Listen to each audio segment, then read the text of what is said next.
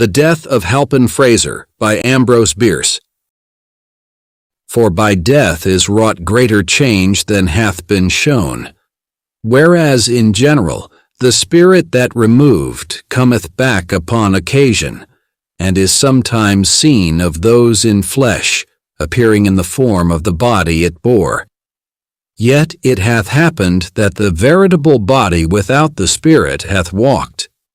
And it is attested of those encountering who have lived to speak thereon, that a lich so raised up hath no natural affection nor remembrance thereof, but only hate. Also it is known that some spirits which in life were benign become by death evil altogether. Holly. Chapter 1. One dark night in midsummer, a man waking from a dreamless sleep in a forest lifted his head from the earth, and staring a few moments into the blackness, said, "Catherine LaRue." He said nothing more. No reason was known to him why he should have said so much. The man was Halpin Frayser. He lived in St. Helena, but where he lives now is uncertain, for he is dead. One who practices sleeping in the woods with nothing under him but the dry leaves and the damp earth, and nothing over him but the branches from which the leaves have fallen and the sky from which the earth has fallen, cannot hope for great longevity, and Frayser had already attained the age of 32. There are persons in this world, millions of persons, and far and away the best persons, who regard that as a very advanced age. They are the children. To those who view the voyage of life from the port of departure, the bark that has accomplished any considerable distance appears already in close approach to the farther shore. However, it is not certain that Halpin Frayser came to his death by exposure. He had been all day in the hills west of the Napa Valley looking for doves and such small game as was in season. Late in the afternoon it had come on to be cloudy, and he had lost his bearings. And although he had only to go always downhill, everywhere the way to safety when one is lost, the absence of trails had so impeded him that he was overtaken by night while still in the forest. Unable in the darkness to penetrate the thickets of manzanita and other undergrowth, utterly bewildered and overcome with fatigue, he had lain down near the root of a large madrono and fallen into a dreamless sleep. It was hours later, in the very middle of the night, that one of God's mysterious messengers, gliding ahead of the incalculable host of his companions, sweeping westward with the dawn line, pronounced the awakening word in the ear of the sleeper, who sat upright and spoke, he knew not why, a name, he knew not whose. Halpin Frayser was not much of a philosopher, nor a scientist. The circumstance that, waking from a deep sleep at night in the midst of a forest, he had spoken aloud a name that he had not in memory and hardly had in mind, did not arouse an enlightened curiosity to investigate the phenomenon. He thought it odd, and with a little perfunctory shiver, as if in deference to a seasonal presumption that the night was chill, he lay down again and went to sleep. But his sleep was no longer dreamless. He thought he was walking along a dusty road that showed white in the gathering darkness of a summer night. Whence and whither it led and why he traveled it, he did not know, though all seemed simple and natural, as is the way in dreams. For in the land beyond, the bed surprises cease from troubling, and the judgment is at rest. Soon he came to a parting of the ways. Leading from the highway was a road less traveled, having the appearance, indeed, of having been long abandoned because he thought it led to something evil. Yet he turned into it without hesitation, impelled by some imperious necessity. As he pressed forward, he became conscious that his way was haunted by invisible existences whom he could not definitely figure to his mind. From among the trees on either side, he caught broken and incoherent whispers in a strange tongue which yet he partly understood. They seemed to him fragmentary utterances of a monstrous conspiracy against his body and soul. It was now long after nightfall, yet the interminable forest through which he journeyed was lit with a wan glimmer having no point of diffusion, for in its mysterious illumination nothing cast a shadow. A shallow pool in the guttered depression of an old wheel rut, as from a recent rain, met his eye with a crimson gleam. He stooped and plunged his hand into it. It stained his fingers. It was blood. Blood, he then observed, was about him everywhere. Let's do this. Stasis, my eyes and ears in the castle. Our next guests are the Mormon Montaus. They're a little bit naughty. He then observed, was about him everywhere. The weeds growing rankly by the roadside showed it in blots and splashes on their big, broad leaves. Patches of dry dust between the wheelways were pitted and spattered as with a red rain. Defiling the trunks of the trees were broad maculations of crimson, and blood dripped like dew from their foliage. All this he observed with a terror which seemed not incompatible with the fulfillment of a natural expectation. It seemed to him that it was all in expiation of some crime which, though conscious of his guilt, he could not rightly remember. To the menaces and mysteries of his surroundings, the consciousness was an added horror. Vainly he sought by tracing life backward in memory to reproduce the moment of his sin. Scenes and incidents came crowding tumultuously into his mind, one picture effacing another or commingling with it in confusion and obscurity. But nowhere could he catch a glimpse of what he sought. The failure augmented his terror. He felt as one who has murdered in the dark, not knowing whom nor why. So frightful was the situation. The mysterious light burned with so silent and awful a menace. The noxious plants, the trees that by common consent are invested with a melancholy or baleful character so openly in his sight, conspired against his peace. From overhead and all about came so audible and startling whispers and the sighs of creatures so obviously not of earth, that he could endure it no longer, and with a great effort to break some malign spell that bound his faculties to silence and inaction, he shouted with the full strength of his lungs.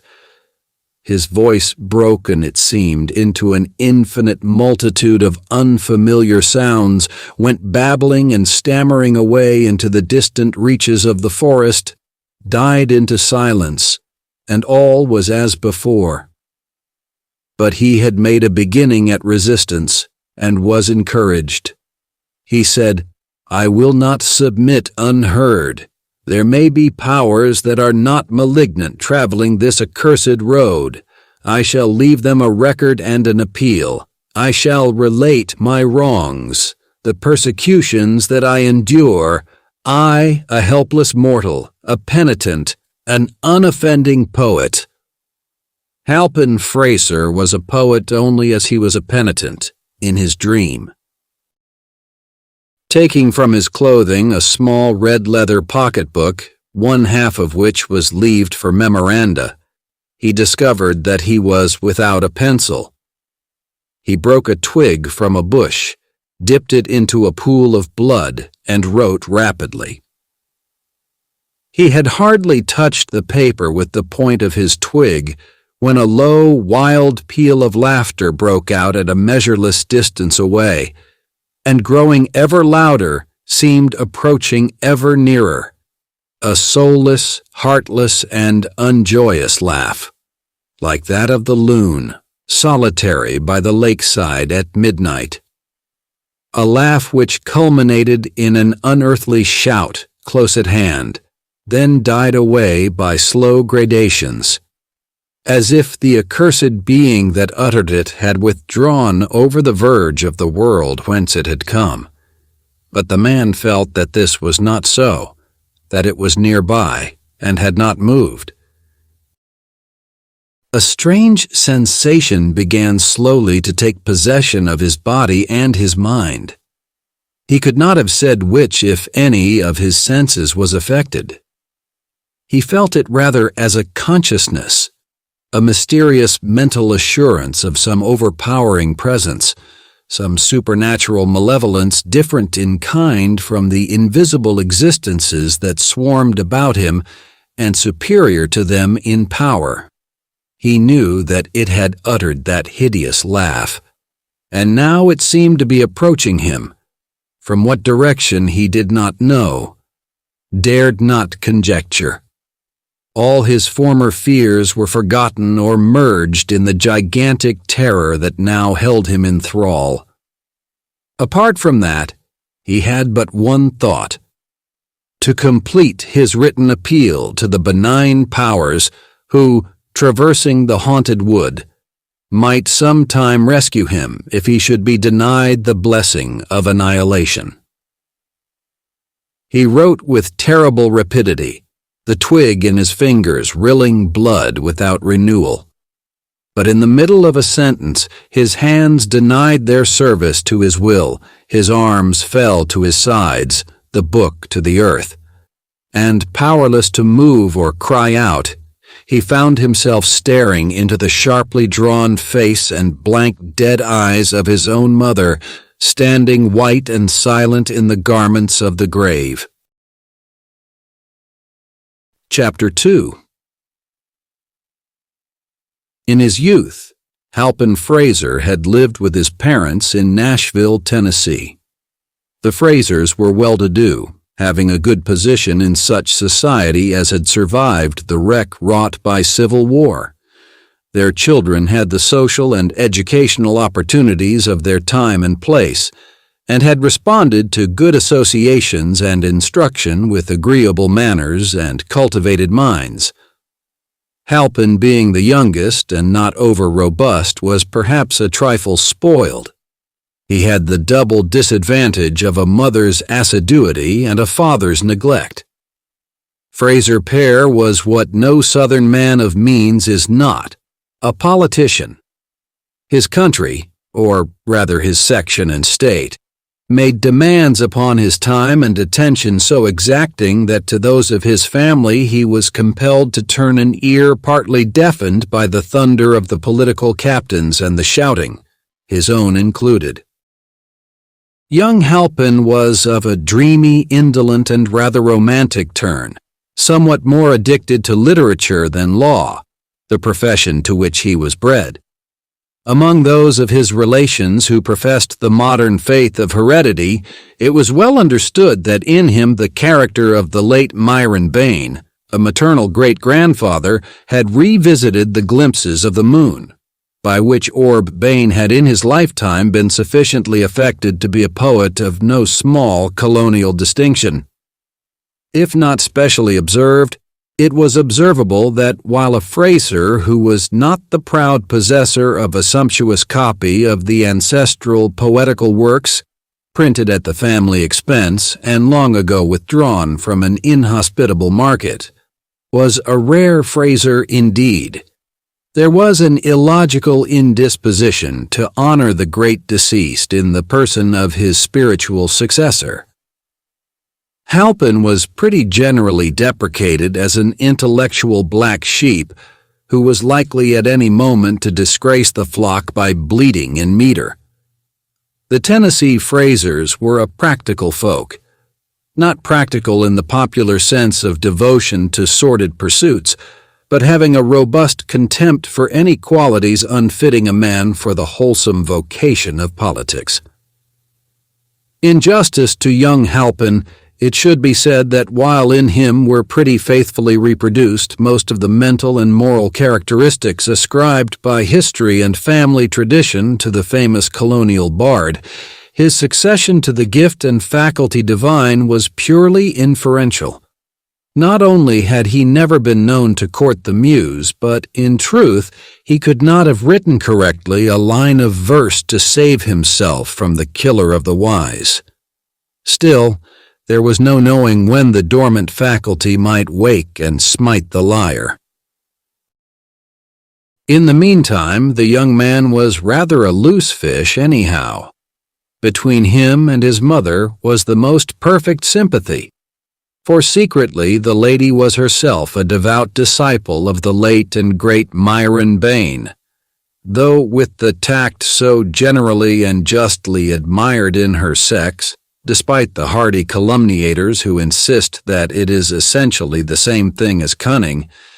She had always taken care to conceal her weakness from all eyes but those of him who shared it. Their common guilt in respect of that was an added tie between them. If, in Halpin's youth, his mother had spoiled him, he had assuredly done his part toward being spoiled. As he grew to such manhood as is attainable by a Southerner who does not care which way elections go, the attachment between him and his beautiful mother, whom from early childhood he had called Katie, became yearly stronger and more tender.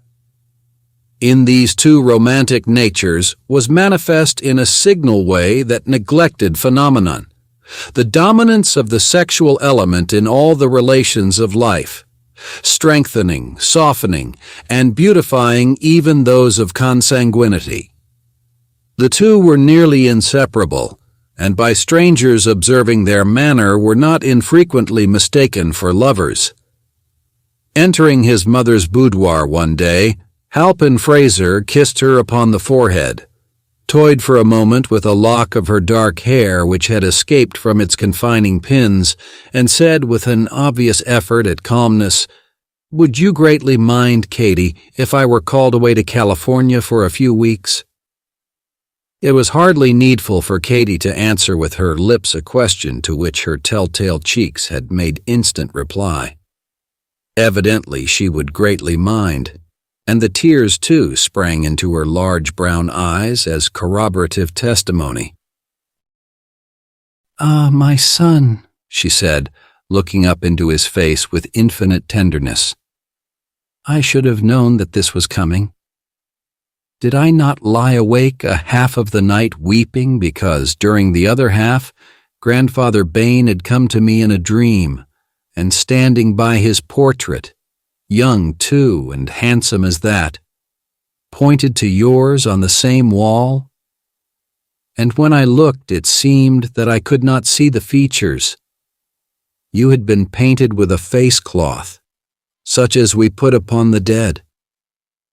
Your father has laughed at me, but you and I, dear, know that such things are not for nothing. And I saw below the edge of the cloth the marks of hands on your throat. Forgive me, but we have not been used to keep such things from each other. Perhaps you have another interpretation. Perhaps it does not mean that you will go to California, or maybe you will take me with you." It must be confessed that this ingenious interpretation of the dream in the light of newly discovered evidence did not wholly commend itself to the son's more logical mind. He had, for the moment at least, a conviction that it foreshadowed a more simple and immediate, if less tragic, disaster than a visit to the Pacific coast. It was Halpin Frayser's impression that he was to be garroted on his native heath. "Are there not medicinal springs in California?" Mrs. Frayser resumed before he had time to give her the true reading of the dream. "Places where one recovers from rheumatism and neuralgia? Look, my fingers feel so stiff, and I am almost sure they have been giving me great pain while I slept." She held out her hands for his inspection. What diagnosis of her case the young man may have thought it best to conceal with a smile, the historian is unable to state, but for himself he feels bound to say that fingers looking less stiff and showing fewer evidences of even insensible pain have seldom been submitted for medical inspection by even the fairest patient desiring a prescription of unfamiliar scenes. The outcome of it was that of these two odd persons having equally odd notions of duty. The one went to California as the interest of his client required, and the other remained at home in compliance with a wish that her husband was scarcely conscious of entertaining. While in San Francisco, Halpin Frayser was walking one dark night along the waterfront of the city, when, with a suddenness that surprised and disconcerted him, he became a sailor. He was in fact shanghaied aboard a gallant ship and sailed for a far country. Nor did his misfortunes end with the voyage, for the ship was cast ashore on an island of the South Pacific, and it was 6 years afterward when the survivors were taken off by a venturesome trading schooner and brought back to San Francisco. Though poor in purse, Frayser was no less proud in spirit than he had been in the years that seemed ages and ages ago. He would accept no assistance from strangers, and it was while living with a fellow survivor near the town of St. Helena, awaiting news and remittances from home, that he had gone gunning and dreaming. Chapter 3. The apparition confronting the dreamer in the haunted wood, the thing so like yet so unlike his mother, was horrible. It stirred no love nor longing in his heart. It came unattended with pleasant memories of a golden past, inspired no sentiment of any kind. All the finer emotions were swallowed up in fear. He tried to turn and run from before it, but his legs were as lead. He was unable to lift his feet from the ground. His arms hung helpless at his sides. Of his eyes only he retained control, and these he dared not remove from the lusterless orbs of the apparition, which he knew was not a soul without a body, but that most dreadful of all existences infesting that haunted wood, a body without a soul. In its blank stare was neither love nor pity nor intelligence, nothing to which to address an appeal for mercy. An appeal will not lie, he thought, with an absurd reversion to professional slang, making the situation more horrible as the fire of a cigar might light up a tomb.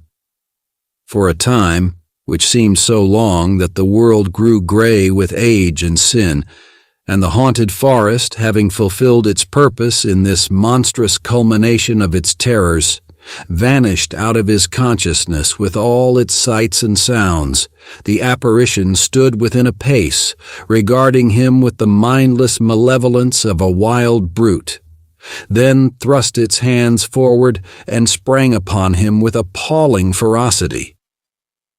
The act released his physical energies without unfettering his will. His mind was still spellbound, but his powerful body and agile limbs, endowed with a blind, insensate life of their own, resisted stoutly and well. For an instant, he seemed to see this unnatural contest between a dead intelligence and a breathing mechanism only as a spectator. Such fancies are in dreams. Then he regained his identity almost as if by a leap forward into his body, and the straining automaton had a directing will as alert and fierce as that of its hideous antagonist. But what mortal can cope with a creature of his dream? The imagination creating the enemy is already vanquished. The combat's result is the combat's cause. Despite his struggles, despite his strength and activity, which seemed wasted in a void, he felt the cold fingers close upon his throat. Borne backward to the earth, he saw above him the dead and drawn face within a hand's breadth of his own, and then all was black. A sound as of the beating of distant drums, a murmur of swarming voices, a sharp, far cry signing all to silence, and Halpin Frayser dreamed that he was dead. Chapter 4. A warm, clear night had been followed by a morning of drenching fog. At about the middle of the afternoon of the preceding day, a little whiff of light vapor, a mere thickening of the atmosphere, the ghost of a cloud, had been observed clinging to the western side of Mount St. Helena, away up along the barren altitudes near the summit. It was so thin, so diaphanous, so like a fancy made visible, that one would have said, "Look quickly, in a moment it will be gone." In a moment it was visibly larger and denser, while with one edge it clung to the mountain, with the other it reached farther and farther out into the air above the lower slopes. At the same time it extended itself to north and south, joining small patches of mist that appeared to come out of the mountainside on exactly the same level, with an intelligent design to be absorbed.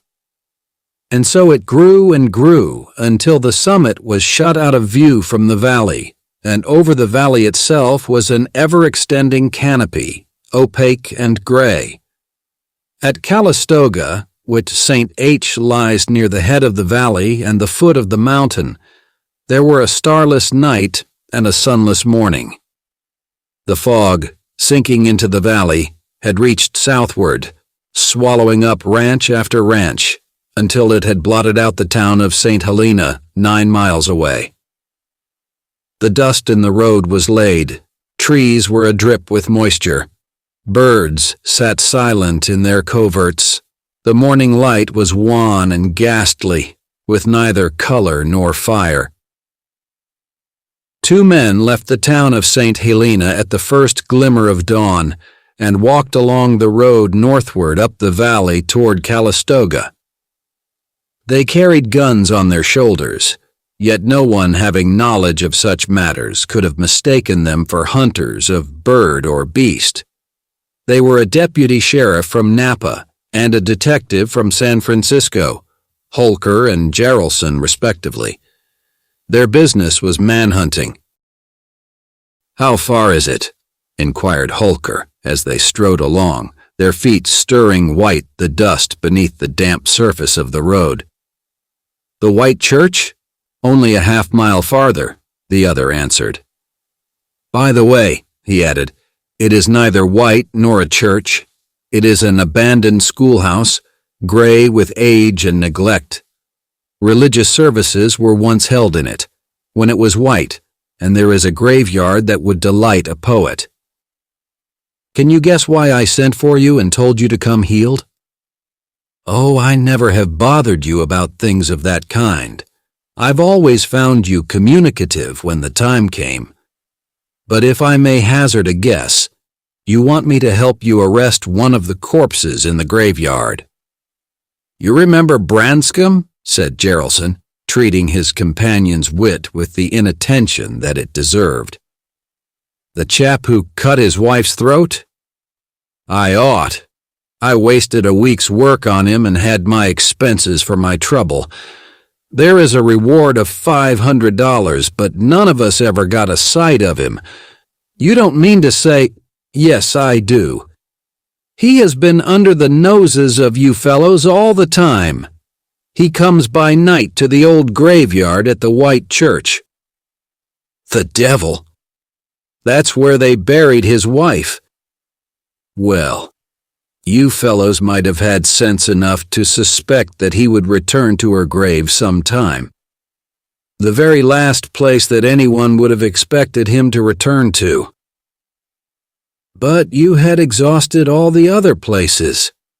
Learning your failure at them, I laid for him there. And you found him? Damn it, he found me. The rascal got the drop on me. regularly held me up and made me travel. It's God's mercy that he didn't go through me. Oh, he's a good one, and I fancy the half of that reward is enough for me if you're needy." Holker laughed good-humoredly and explained that his creditors were never more importunate. "I wanted merely to show you the ground and arrange a plan with you," the detective explained. "I thought it as well for us to be healed, even in daylight."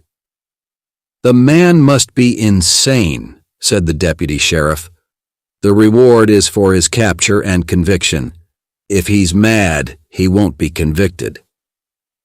Mr. Holker was so profoundly affected by that possible failure of justice that he involuntarily stopped in the middle of the road, then resumed his walk with abated zeal.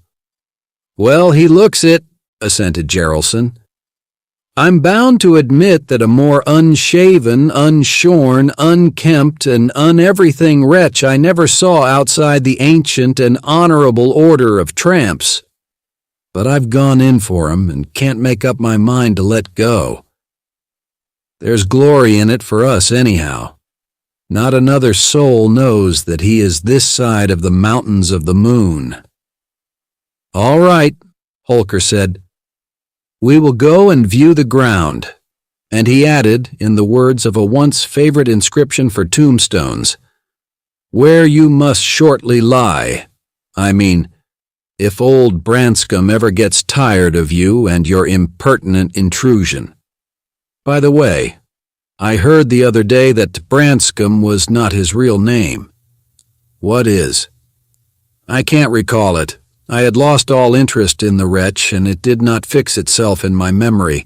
Something like Pardee. The woman whose throat he had the bad taste to cut was a widow when he met her. She had come to California to look up some relatives. There are persons who will do that sometimes. But you know all that." "Naturally. But not knowing the right name, by what happy inspiration did you find the right grave?" "The man who told me what the name was said it had been cut on the headboard."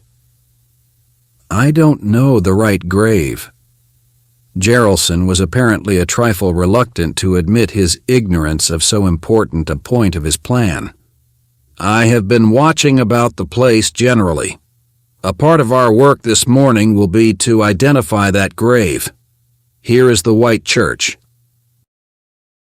For a long distance, the road had been bordered by fields on both sides, but now on the left there was a forest of oaks, madronos, and gigantic spruces whose lower parts only could be seen dim and ghostly in the fog.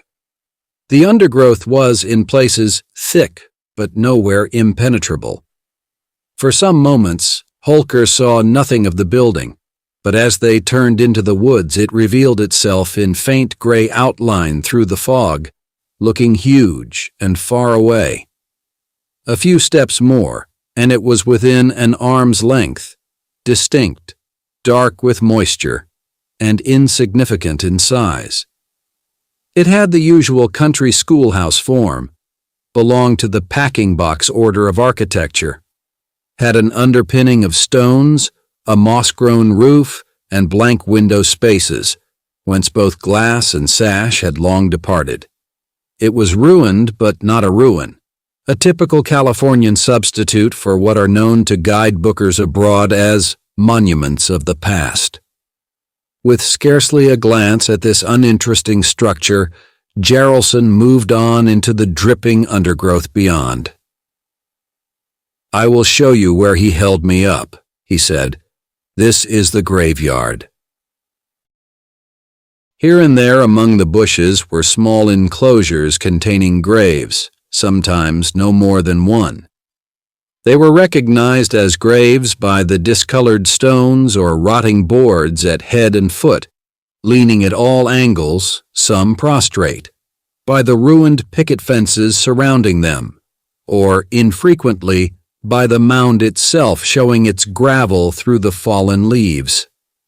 In many instances, nothing marked the spot where lay the vestiges of some poor mortal who, leaving a large circle of sorrowing friends, had been left by them in turn, except a depression in the earth, more lasting than that in the spirits of the mourners. The paths, if any paths had been, were long obliterated. Trees of a considerable size had been permitted to grow up from the graves and thrust aside with root or branch the enclosing fences. Overall was that air of abandonment and decay which seems nowhere so fit and significant as in a village of the forgotten dead. As the two men, Jarrelson leading, pushed their way through the growth of young trees, that enterprising man suddenly stopped and brought up his shotgun to the height of his breast, uttered a low note of warning, and stood motionless, his eyes fixed upon something ahead. As well as he could, obstructed by brush, his companion, though seeing nothing, imitated the posture and so stood, prepared for what might ensue. A moment later, Jarrelson moved cautiously forward, the other following. Under the branches of an enormous spruce lay the dead body of a man. Standing silent above it, they noted such particulars as first strike the attention: the face, the attitude, the clothing, whatever most promptly and plainly answers the unspoken question of a sympathetic curiosity. The body lay upon its back, the legs wide apart. One arm was thrust upward, the other outward, but the latter was bent acutely, and the hand was near the throat. Both hands were tightly clenched. The whole attitude was that of desperate but ineffectual resistance to what? Nearby lay a shotgun and a game bag through the meshes of which was seen the plumage of shot birds. All about were evidences of a furious struggle. Small sprouts of poison oak were bent and denuded of leaf and bark. Dead and rotting leaves had been pushed into heaps and ridges on both sides of the legs by the action of other feet than theirs. Alongside the hips were unmistakable impressions of human knees. The nature of the struggle was made clear by a glance at the dead man's throat and face. While breast and hands were white, those were purple, almost black. The shoulders lay upon a low mound, and the head was turned back at an angle otherwise impossible, the expanded eyes staring blankly backward in a direction opposite to that of the feet. From the froth filling the open mouth, the tongue protruded, black and swollen. The throat showed horrible contusions, not mere finger marks, but bruises and lacerations wrought by two strong hands that must have buried themselves in the yielding flesh, maintaining their terrible grasp until long after death. Breast, throat, face were wet. The clothing was saturated. Drops of water, condensed from the fog, studded the hair and mustache. All this the two men observed without speaking, almost at a glance.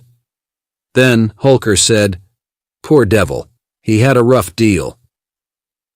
Jarrelson was making a vigilant circumspection of the forest, his shotgun held in both hands and at full cock, his finger upon the trigger. "The work of a maniac," he said, without withdrawing his eyes from the enclosing wood. "It was done by Branscombe, Pardee." Something half hidden by the disturbed leaves on the earth caught Holker's attention. It was a red leather pocketbook. He picked it up and opened it. It contained leaves of white paper for memoranda, and upon the first leaf was the name Halpin Frayser.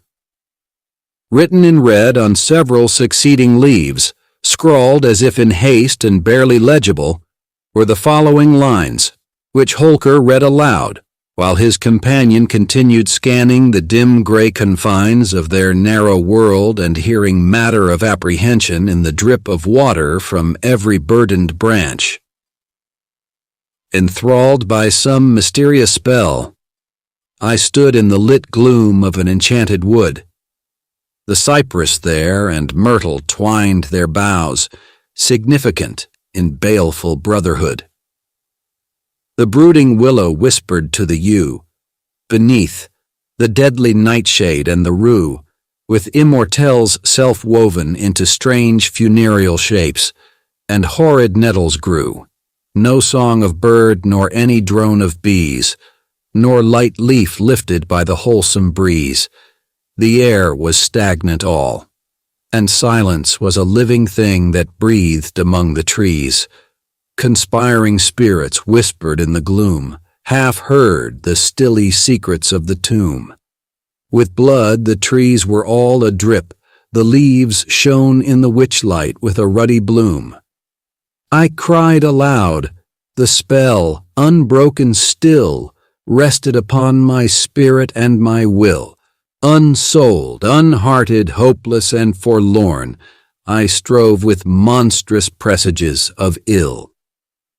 At last, the viewless Holker ceased reading. There was no more to read. The manuscript broke off in the middle of a line. "That sounds like Bain," said Jarrelson, who was something of a scholar in his way. He had abated his vigilance and stood looking down at the body. "Who's Bain?" Holker asked, rather incuriously. "Myron Bain, a chap who flourished in the early years of the nation, more than a century ago. Wrote mighty dismal stuff. I have his collected works. That poem is not among them, but it must have been omitted by mistake." "It is cold," said Holker. "Let us leave here. We must have up the coroner from Napa." Jarrelson said nothing, but made a movement in compliance. Passing the end of the slight elevation of earth upon which the dead man's head and shoulders lay, his foot struck some hard substance under the rotting forest leaves, and he took the trouble to kick it into view. It was a fallen headboard, and painted on it were the hardly decipherable words, "Catherine LaRue." "LaRue, LaRue!" exclaimed Holker with sudden animation. "Why, that is the real name of Branscombe, not Pardee. And, bless my soul, how it all comes to me, the murdered woman's name had been Frayser." "There is some rascally mystery here," said Detective Jarrelson. "I hate anything of that kind." There came to them out of the fog, seemingly from a great distance, the sound of a laugh, a low, deliberate, soulless laugh, which had no more of joy than that of a hyena night prowling in the desert. A laugh that rose by slow gradation, louder and louder, clearer, more distinct and terrible, until it seemed barely outside the narrow circle of their vision. A laugh so unnatural, so unhuman, so devilish, that it filled those hardy manhunters with a sense of dread unspeakable. They did not move their weapons nor think of them. The menace of that horrible sound was not of the kind to be met with arms. As it had grown out of silence, so now it died away. From a culminating shout which had seemed almost in their ears, it drew itself away into the distance until its failing notes, joyless and mechanical to the last, sank to silence at a measureless remove.